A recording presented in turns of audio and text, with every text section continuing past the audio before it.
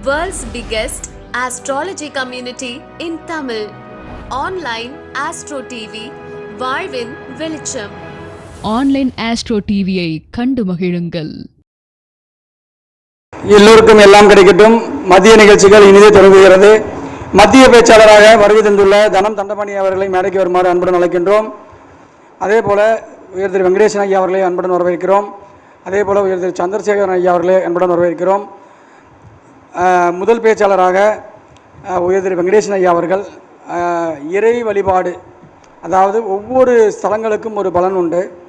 இறை வழிபாடுகளில் எந்தெந்த அமைப்பில் எந்தெந்த நம்மளுடைய ராசிக்கு தகுந்த மாதிரி, நம்மளுடைய ஜாதகத்துக்கு தகுந்த மாதிரி எந்தெந்த இறை வழிபாடுகளை எப்படி செய்கிறது அப்படின்ற விஷயங்களை இறை வழிபாட்டு தலங்கள் அப்படின்ற ஒரு தலைப்பின் கீழே இங்கே வழங்க இருக்கிறார். ஐயா அவர்களை வருமாறு அன்புடன் அழைக்கின்றோம். வாழ்க வளம், வாழ்க வையகம், வாழ்க வையகம், வாழ்க வளமுடன். குரு வாழ்க, குருவே துணை. இந்த 58வது மாத கருத்தரங்கிற்கு எனக்கு வாய்ப்பு கொடுத்த தர்மசாஸ்தா ஜோதிட நிறுவனர் திரு மணிகண்டராஜ் ஐயா அவர்களுக்கு எனது நன்றிகள்.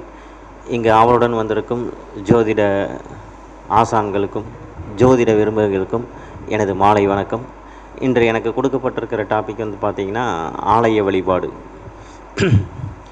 எந்தெந்த பிரச்சனைகள் நம்மளுக்கு நிறைய பேர்த்துக்கு வராங்க, அந்த பிரச்சனைக்கு நாம் தீர்வாக கொடுத்த கோயில் அதுவே உங்களுக்கும் கொடுக்குறேன். அதை நிறைய பேர் வாங்கி நிறையா சக்ஸஸ் ஆகிருக்கு. இப்போ என்ன பிரச்சனைன்னு கரெக்டாக கண்டுபிடிச்சிருவோம். இப்போ ஒரு ஜாதகத்தில் எந்த மாதிரியான பிரச்சனை இருக்குது, இப்போ குழந்தை சார்ந்த பிரச்சனைகள், இன்றைக்கி வேலை சார்ந்த பிரச்சனைகள், கடன் பிரச்சனைகள், குடும்ப ஒற்றுமை பிரச்சனைகள், இந்த மாதிரி பிரச்சனைகளை கண்டுபிடிச்சிருவோம்.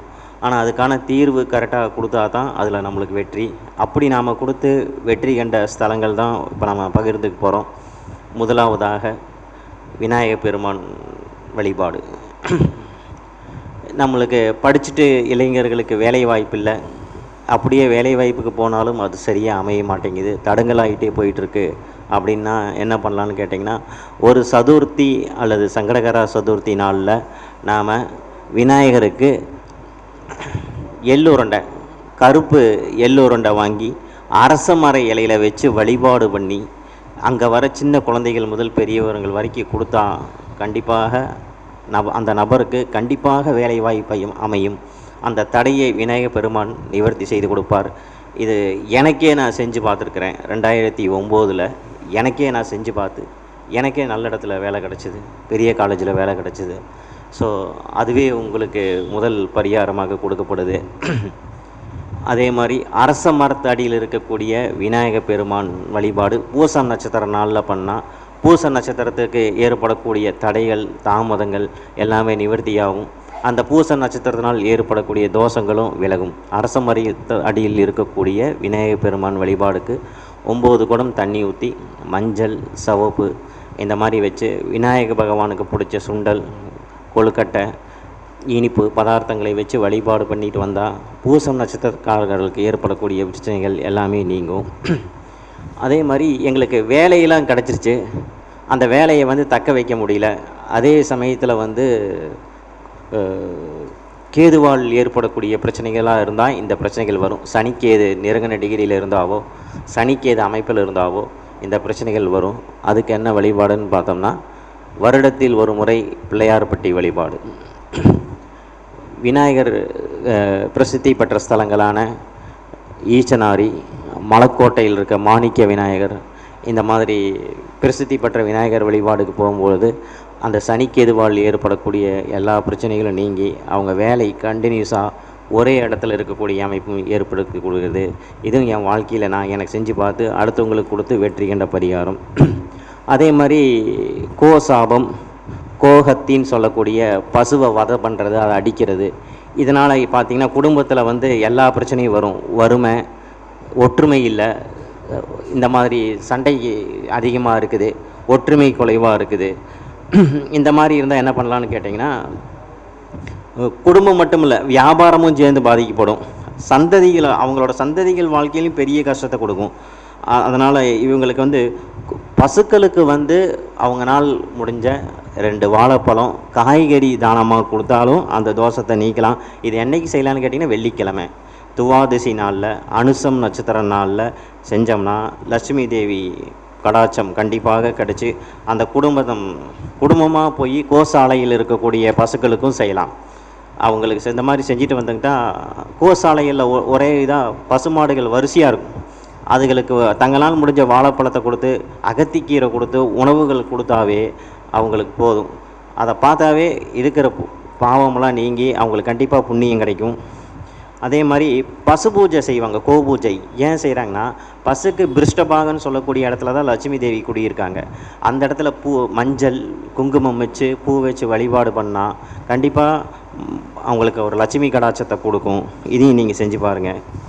அப்புறம் சில பிரச்சனைகள்னால கடன் வாங்கிட்டு போன ஜென்மத்தில் கடனை வாங்கிட்டு இந்த ஜென்மத்தில் வந்து கடனை அடைக்கலை அப்படின்னு சொன்னால் அவங்களுக்கு என்ன ஆகும்னா, குழந்தை உண்டாகி குழந்தைகள் குறிப்பிட்ட காலத்துக்கு அப்புறம் இறந்துருது. அதாவது குழந்தை பிறந்து இறக்குறது. அதுக்கு எப்படின்னு பார்த்தீங்கன்னா, போன ஜென்மத்தில் வாங்கின கடனுக்கு வட்டி, மருந்து, பால், அதுக்கு உண்டான மெடிக்கல் செலவெல்லாம் வாங்கிட்டு அந்த குழந்தை இறந்துடுது. இந்த தோஷத்தை நீக்கணும்னு சொன்னோம்னா, பரியலூர் அப்படிங்கிற ஊர் தலைஞாயிறு நாகப்பட்டினம் மாவட்டத்தில் இருக்கக்கூடிய இடத்துல குற்றம் பொறுத்த நாதர், தோல்வளை நாயகி, இதை போய் இந்த இடத்துல போய் வழிபாடு பண்ணாங்கன்னா கண்டிப்பாக குழந்தை உண்டாகி களையிற தோஷமும் குழந்தை பிறந்து இறக்கக்கூடிய தோஷமும் கண்டிப்பாக வந்து நீங்கும். இதுக்கு தானமாக என்ன கொடுக்கலான்னு பார்த்தீங்கன்னா, வெள்ளி பூணல் ஒரு 3 மாதம் பௌர்ணமி அன்னைக்கு கொடுத்தா அந்த தோஷம் கண்டிப்பாக நீங்கும். அதே மாதிரி நம்மளுக்கு மெயினாக நம்ம வந்து கல்லடி பட்டாலும் கண்ணடி படக்கூடாது அப்படின்னு இருக்குது.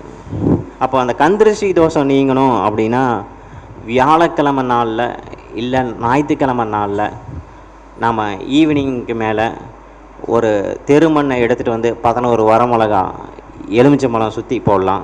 அப்படி இல்லைன்னா சப்பாத்தி கள்ளி செடி அல்லது வந்து நாகதாளி செடின்னு இருக்குது, அதை வாங்கிட்டு வந்து தொட்டியில் வளர்த்துட்டு வந்தால் கண்டிப்பாக அந்த கந்திருஷ்டி போயிடும். இல்லைன்னா ஞாயிற்றுக்கிழமை நாளில் பைரவர் வழிபாடு 4 to 6 ராகு காலத்தில் பைரவர் வழிபாடு பண்ணி ஒரு தேங்காய் செதறக்காய் போட்டால் கண்டிப்பாக கந்திருஷ்டி நீங்கிடும். அதே மாதிரி விதவை தோஷம் அப்படின்னு நம்மளுக்கு இருக்குது. அந்த விடோ தோஷம் நீங்கிறதுக்கு இவங்களுக்கு இருந்தால் இந்த குஷ்டரோகம் வரும். இந்த விடோ தோஷம் இருக்கிறவங்களுக்கெல்லாம் விதவை தோஷம் இருக்கிறவங்களுக்கு குஷ்டரோகிகளாக இருப்பாங்க. அவங்களுக்கு என்ன பண்ணலான்னு கேட்டிங்கன்னா, தெருவோரத்தில் இருக்கிறவங்களுக்கு வந்து மனநலம் பாதிக்கப்பட்டவங்களுக்கு உணவு உடை தானமாக கொடுத்தால் அந்த விதவை சாபம் கண்டிப்பாக நீங்கிடும். அதே மாதிரி ஒரு பிஸ்னஸ் ஆரம்பிச்சிருக்கிறோம், அந்த பிஸ்னஸ் நல்லா வாடிக்கையாளர் வரணும், நிறையா வியாபாரம் ஆகணும், கஸ்டமர்கள் அதிகமாகணும், லாபம் பெருகணும் அப்படின்னு சொன்னோம்னா, திருப்பதி வெங்கடாச்சலபதி வேண்டிக்கிட்டு வரக்கூடிய லாபத்தில் 1% சேவிங்ஸ் எடுத்து வச்சுட்டே வந்து திருப்பதி வெங்கடாச்சலபதி ஏழுமலையானுக்கு காணிக்கையாக செலுத்துறன்னு வேண்டிக்கிட்டா சீக்கிரமாக அந்த உண்டியல் நம்பிடும். இது ஒரு பார்ட்டு. அப்படியே இல்லைனாலும் உங்களால் முடிஞ்ச அமௌண்ட்டை அதில் போட்டுக்கிட்டே வாங்க, சீக்கிரமாக உண்டியல் நிரம்பிடும். நீங்கள் போய் திருப்பதியில் போய் அதை போட்டுருவீங்க. அப்போ உங்களுக்கு வாடிக்கையாளர் பெறுவாங்க, தொழில் வருமானம் பெருகும். அப்புறம் சஸ்திரபந்தம்னு இருக்குங்கய்யா, பாம்பன் சாமி அருளிய சஸ்திரபந்தம். அந்த சஸ்திரபந்தத்தை டெய்லியும் செவ்வாய்க்கிழமை, கிருத்திகை நாள், சஷ்டி இதிலெல்லாம் நீங்கள் ஒழிக்க விட்டிங்கனாலும் வாடிக்கையாளர்கள் வந்து ஏதாவது ஒரு வகத்தில் நம்மளுக்கு வருவாங்க. அதே மாதிரி கோவிலில் அமைந்திருக்கும் பிச்சைக்காரர்களுக்கு காசாக போட்டால் அந்த காசால் தோஷத்தை ஏற்படுத்தும். அவங்களுக்கு வந்து அதுக்கு பதிலாக உணவு, உடை, செருப்பு இந்த மாதிரி தானமாக கொடுத்துடலாம். அதான் சிறப்பு. அதே மாதிரி சனி பகவானால் ஏற்படக்கூடிய அந்த மூட்டு வலி நீங்கிறதுக்கு வந்து பார்த்திங்கன்னா, சனிக்கிழமை நாளில் புளியோதரை, எள்ளு சாதத்தை தானமாக கொடுத்துட்டு வந்தால் பல வைத்தியங்கள் பார்த்து நல்லாகாத அந்த மூட்டு வலியும் கண்டிப்பாக நிறைவேறும். அதே மாதிரி ஒரு கோயிலுக்கு போனாவே எல்லா தோஷமும் நீங்கிடணும் அப்படின்றதுனா என்ன கோயிலுக்கு போகலாம் அப்படின்னா, 108 சிவாலயம், ராமலிங்கேஸ்வரர், பர்வதவர்தினி, கும்பகோணம், பாபநாசம். ஊர் பேரே பாபநாசம், பாவத்தை நீக்கிறதுனால பாபநாசம் அப்படின்னு பேர். அந்த கோயிலுக்கு எளிதாக போயிட முடியாது. இன்றைக்கி அந்த பாவம் நீங்குது அப்படின்ட்டு இருந்தால் மட்டும்தான் அவங்க அந்த கோயிலுக்குள்ளே காலடி வைக்கலாம், அந்த ஊர் வழியாக போகலாம் வரலாம். இன்றைக்கி அந்த பாவதோஷம் நீங்குதுனா மட்டும்தான் அவங்க அந்த கோயிலுக்குள்ளே போக முடியும். அப்படி அந்த கோயிலுக்கு போகிறப்போ 1/2 கிலோ வில்வம், 1/2 கிலோ அரளி, 2 செட்டு தேங்காய் பழம், 2 மாலை, வச்சு சகசரநாம அர்ச்சனை பண்ணிக்கணும்னு சொல்லி சொன்னோம்னா அங்கே இருக்கிற ஐயர் கண்டிப்பாக பண்ணி கொடுத்துருவாங்க. பெரிய காணிக்கை எதுவும் வாங்கிறதில்ல, நாம் மனம் முகந்து என்ன கொடுத்தாலும் அதை வாங்கிட்டு அந்த சகசரநாம அர்ச்சனையை பண்ணி கொடுக்குறாங்க. இப்படி பண்ணுவதன் மூலம் எல்லா சாபமும் நீங்குது. மெயினாக கோ சாபம், பெண் சாபம், பிதுர் சாபம், பிரம்மஹத்தி தோஷம் சொல்லக்கூடிய தனித்தனியாக கோயிலுக்கு போய் தோஷத்தை நீக்கிறதுக்கு ஒரே கோயிலில் எல்லா தோஷமும் நீங்குது, சகல தோஷமும் நீங்கிடும். இப்போ ராமேஸ்வரம் போனால் தான் பிதிருசாப தோஷம் நீங்கும்ட்டு இல்லை, இந்த கோயில் போனாவே உங்களுக்கு கண்டிப்பாக பிதிருசாப தோஷம், பிரம்மஹத்தி தோஷம் கண்டிப்பாக நீங்கிடும். இது வரைக்கும் நாம் எனக்கு வர வாடிக்கையாளர்கள் ஃபுல்லாக இந்த கோயில் தான் நான் கொடுத்துருக்கேங்க. 108 சிவாலயம். இந்த 108 சிவாலயமும் பார்த்திங்கன்னா மேற்கு பார்த்துருக்கு. ஒரு சிவாலயம் மேற்கு பார்த்துருந்தாவே நம்மளுக்கு பல வகையில் நன்மைகள். இங்கே 108 லிங்கமும் மேற்கு பார்த்து இருக்கிறங்கிறது அடிஷ்னலாக ஒரு சிறப்பு. செவ்வாய் கிரகத்தால் ஏற்படக்கூடிய தோஷம். அதே மாதிரி ஒருத்தரை விரும்பிட்டு வீட்டில் வந்து பர்மிஷன் கிடைக்கல, அனுமதி கிடைக்கல அப்படின்னு சொல்லி சொன்னால் சாமிநாதன் வழிபாடு, சாமிமலை ஒரு செவ்வாய்க்கிழமை நாளில் இல்லை ஒரு கிருத்திகை நட்சத்திரத்தில் சாமிமலை ஆண்டவனுக்கு, சாமிநாதருக்கு ஒரு 2 நெய் தீபம், ஒரு அரளிப்பூ மாலை போட்டு மனதார பிரார்த்தனை பண்ணிட்டு வந்தார்கள். ஆனால் கண்டிப்பாக காதல் நிறைவேறும். இது நம்ம வாழ்க்கையில் நிறையா பேர்த்துக்கு நம்ம கொடுத்துருக்குறோம். அதே மாதிரி கடன் பிரச்சனை தீர்றதுக்கு நிறையா வழிகள் இருக்குது. இன்றைக்கி நிறையா பேர் நம்மள்கிட்ட வந்து கேட்குறது என்னென்னா, நாங்கள் பெரிய கடனில் மாட்டிக்கிட்டேங்க, எப்படி வெளியில் வர்றது அப்படிங்கிறத கண்டிப்பாக கேட்பாங்க. இதுக்கு என்னென்னு கேட்டிங்கன்னா, இப்போ நம்ம கூப்பிட்ட குரலுக்கு உடனே வரவர் வந்து லட்சுமி நரசிம்மர். நாளை என்பது நரசிம்மருக்கு கிடையாது. அதனால் சுவாதி நட்சத்திர நாளில் ஒரு 3 சுவாதி நட்சத்திரத்தை அன்னைக்கு லட்சுமி நரசிம்மர் வழிபாடு, 1/2 லிட்டர் நல்லெண்ணெய் தானம், 1/2 லிட்டர் நல்லெண்ணெய் தானம், பானகம் கல்கண்டு வாங்கி பூஜையில் வச்சு நல்லபடியாக கடனை தீர்த்துடணும் அப்படின்னு சொல்லி பிரார்த்தனை பண்ணிட்டு வந்தாங்கன்னா யாராவது ஒருத்தர் மூலிமா கண்டிப்பாக அவங்க அந்த கடன்லேருந்து வெளியில் வருவாங்க. இது நம்ம கண்கூடாக பார்த்தது. எப்பேற்பட்ட பிரச்சனையாக இருந்தாலும், கடன் பிரச்சனையாக இருந்தாலும் இது கண்டிப்பாக நடக்கும். தேய்பிரை அஷ்டமி பைரவர் வழிபாடும் பண்ணலாம். இது கொஞ்சம் சீக்கிரமாக நம்மளுக்கு அந்த ரெமெடியை கொடுக்கும். நம்பிக்கையோடு செய்யலாம். ஒரு திங்கக்கிழமை நாளில் ரிணருண விமோச்சகர் திருச்சேரை சாரா பரமேஸ்வரர் கோயில் வழிபாடு, 11 வார அர்ச்சனைக்கு பணம் கட்டிட்டு வந்துட்டாங்கன்னா அவங்களுக்குமே அந்த ரிணருணம், அந்த கடன் தீர்றதுக்கான வழிகள் கண்டிப்பாக பிறக்கும். இதுவும் நம்ம வாழ்க்கையில் கொடுத்தது. குழந்தை வந்து சரியாக படிக்க மாட்டேங்குதுங்க, படிப்புலேயே விருப்பம் போல் அப்படின்னு சொல்கிறவங்களுக்கு என்ன கோயில்னு பார்த்தீங்கன்னா, லட்சுமி ஹயக்ரீவர் வழிபாடு வியாழக்கிழமை நாளில் பண்ணலாம். அயக்ரீவர் ஸ்லோகம் சொல்கிறது கோயில்னு பார்த்தீங்கன்னா கல்யாண வெங்கடேச பெருமாள் கோயில் மோகனூரில் இருக்குது. இங்கே வியாழக்கிழமை நாளில் அயக்ரீவருக்கு வந்து சிறப்பாக யாகம் நடத்தி பூஜை பண்ணுறாங்க. ஈவினிங் 7:30 மணிக்கு. அயக்ரீவருக்கு நேர் எதுக்க சரஸ்வதி 2 நேருக்கு நேர் இருக்காங்க. கண்டிப்பாக இந்த கோயிலுக்கு போயிட்டு வந்தால் கல்வியில் ஏற்படக்கூடிய தடைகள் எல்லாம் கண்டிப்பாக நீங்கும்.